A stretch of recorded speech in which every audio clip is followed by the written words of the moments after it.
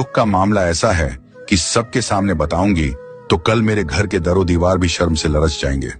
बादशाह हैरान हुआ, मगर औरत की लरसती आवाज और चेहरे का दर्द देखकर कहने लगा, इस मां को मेरे कमरे में लाया जाए, मैं इसका दुख सुनना चाहता हूं। 2 सिपाही हलीमा को अंदर ले गए। बादशाह के खास कमरे में वहां बीवी हलीमा बादशाह के कदमों में गिर पड़ी, झाड़ू कतार रोने लगी। बादशाह का दिल पसीज गया और बोला, मां जी, आपकी फरियाद मेरी फरियाद है। जो कुछ हुआ है सच सच मुझे बताएं। अगर मेरी सल्तनत में कोई दरिंदा छुपा बैठा है तो मैं उसे निकालकर निशाने इबरत बना दूंगा। बीवी हलीमा ने लरजती आवाज में कहना शुरू किया, बादशाह सलामत, मैं एक बेवा औरत हूं। मेरे पहले शौहर का इंतकाल बरसों पहले हुआ। उससे मेरा एक बेटा था जो अब मेरे साथ ही रहता है।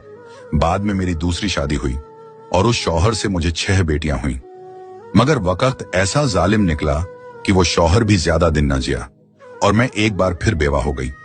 मेरे 6 बच्चों की परवरिश का बोझ मेरे कंधों पर आन पड़ा। बादशाह सलामत, मैं दिन भर अमीरों के घरों में झाड़ू पोंछा करती हूँ, बर्तन मांजती हूँ और जो बचा हुआ खाना या चंद सिक्के मिलते हैं उसी से अपने बच्चों का पेट पालती हूँ। मेरी बेटियां बहुत शरीफ, पर्देदार और बापर्दा हैं। कभी अकेली बाहर नहीं गईं, सिरों पर हमेशा दुपट्टा रहता है और आंखें झुकी रहती हैं। मेरी जिंदगी जैसे तैसे गुजर रही थी जब एक दिन मेरी सबसे बड़ी बेटी की तबीयत खराब होने लगी। वो कमजोर रहने लगी, चक्कर आते, उल्टियां होने लगी।